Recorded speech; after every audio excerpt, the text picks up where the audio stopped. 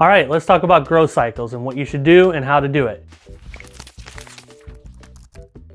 So when you first start out, if you're a beginner and never grown microgreens before or grown for a business, you want to stay on the same schedules. So you want to have your 10-day grows. So you want to start with peas, broccoli, sunflowers, radishes, and a mix. So like a spicy salad mix from True Leaf, some kind of mix, brassica blend, something. Them are the 5 I would recommend to start with.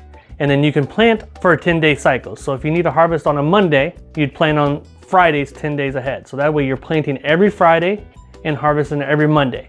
You want to streamline your business. You want to make sure your business is streamlined. It's the same every day. You don't want to be harvesting broccoli on a Monday, a pea on a Wednesday, a sunflower on a Tuesday, all for one delivery. When you progress your business, you will get into multiple delivery days, multiple planting days, multiple harvesting, all that stuff. But when you first start out, you want to stay with the same schedules all the way. So start with them 10-day grows.